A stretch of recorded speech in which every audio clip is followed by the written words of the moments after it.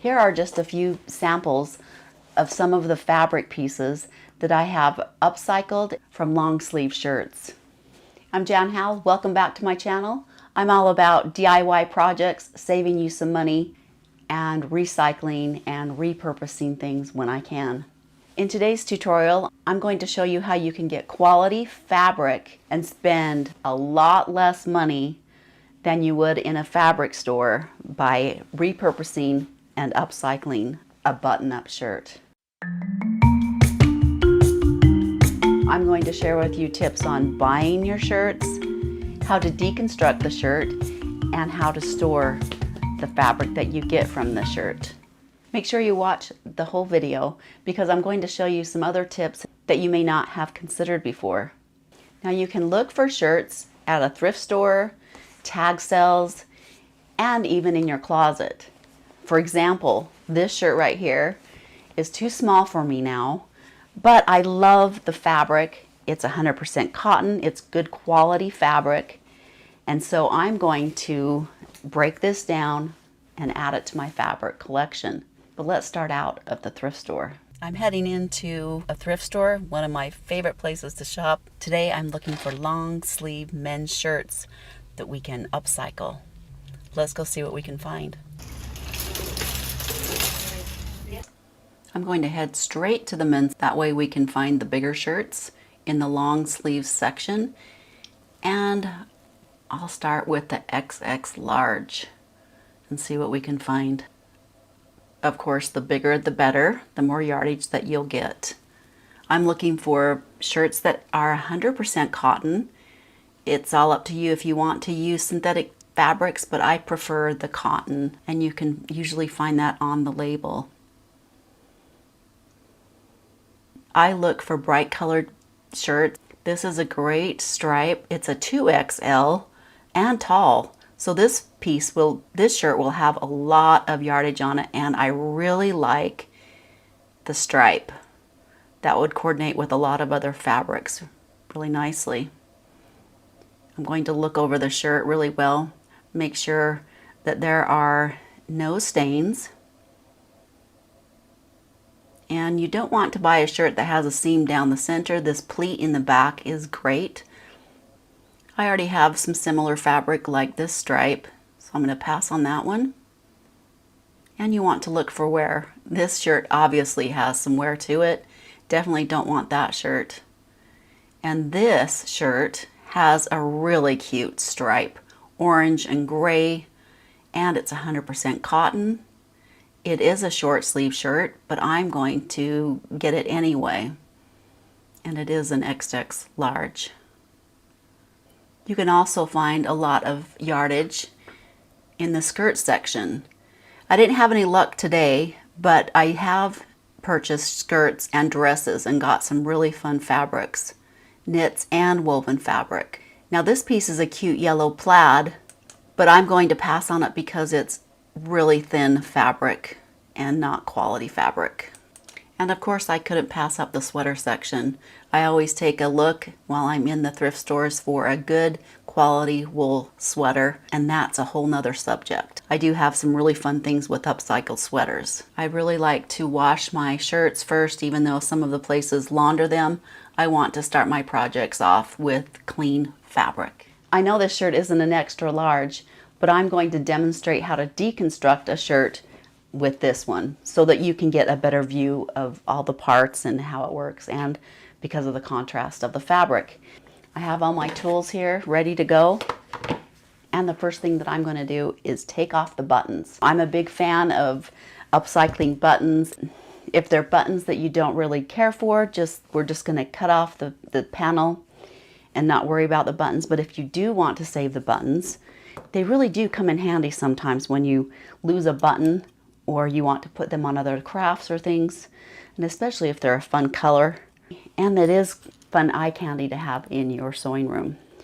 I just take my scissors and snip them off and add them to my collection.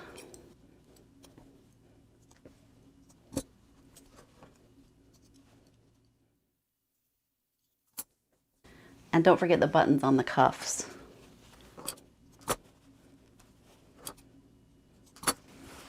The next thing we'll do is cut off the hem. You can take your scissors and cut along the edge, or you can use your rotary cutter, which I find much quicker.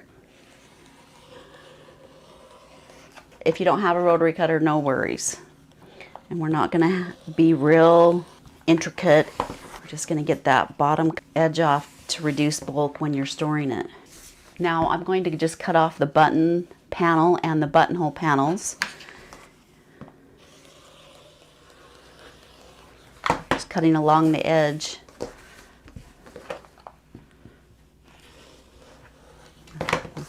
And all this kind of stuff, I'm just throwing it in the garbage. If your shirt has tags, you'll want to cut those off. This has already been cut off. Now we're going to cut off the sleeves.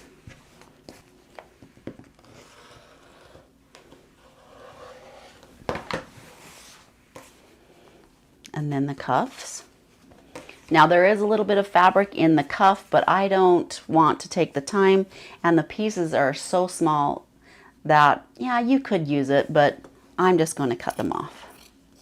And this is all just optional stuff, of course. So you could cut the stitching around there, open it up, and you'd have two pieces of fabric, but I'm going to opt in just to throw them away. And you'll want to cut out that panel there.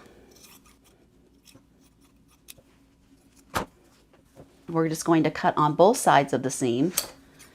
And this you'll want to use a pair of scissors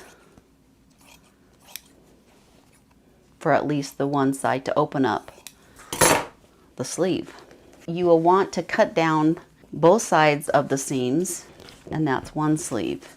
Now on a big shirt, big extra large shirt, this panel would be a lot bigger, and look how much fabric you get. Let's set that aside, do the other sleeve.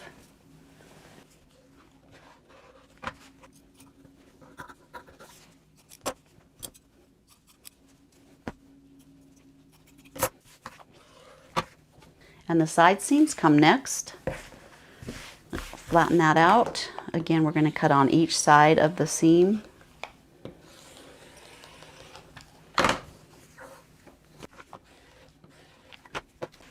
Now I'm going to cut around the armhole.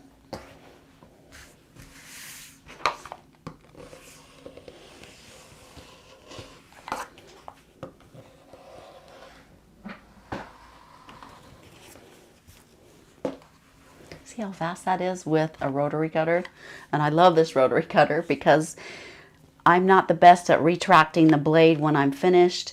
This automatically does it when you let go of it. So no chance of cutting your fingers. Now we're going to cut out the back yoke and see how there's a pleat. You don't want to get a shirt that has a seam down the back because that's going to limit your width of fabric and big pieces that you can get. See how this is pleated? That's going to open up and even allow more yardage. So look at that big nice panel. You know, that's quite a bit of fabric. And this is a medium-sized shirt. I'm going to cut off the collar. And again, there's probably fabric that you could use this for. And I know some people are probably freaking out that I'm throwing all this stuff away, but it's not worth it to me. I'm going to cut out the tag.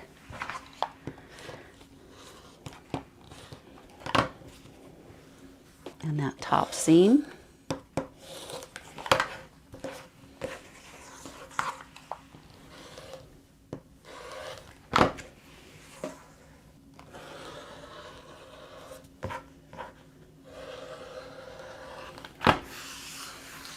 And once you do that, it will open up with two pieces. And I'm actually just going to cut that in half. And these smaller pieces, about this size, are going to go into my little fabric scrap jar. Bigger pieces that aren't big enough to fold up are going to be put in little bags with coordinating colors. And if you haven't watched my tutorial on how to sort and store your fabric, you might want to check that out. It has some great tips there. I like to press my fabric just somewhat. You don't have to, it doesn't have to be perfect, but to get them some of the major wrinkles out so that we can fold it onto our little cardboards and put them in your stash.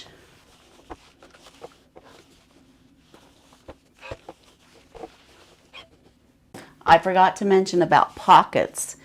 I'm going to cut that out.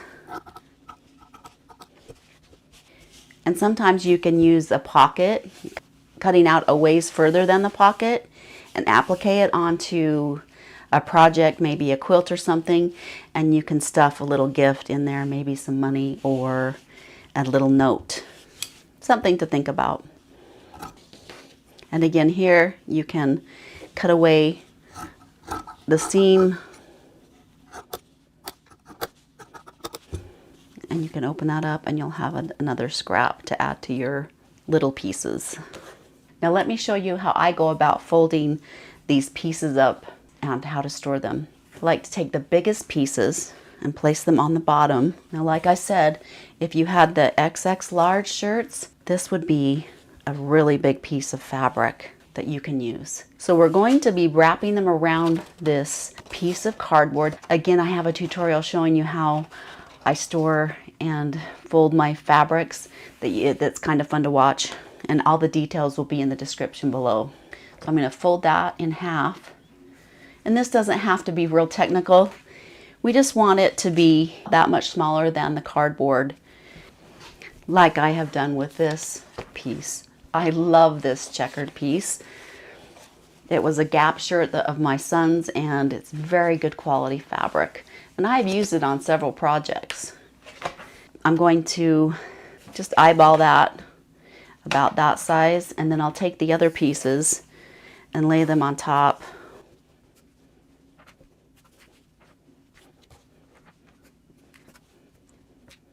So you're forming some kind of rectangle. And just start folding it up onto the bolt.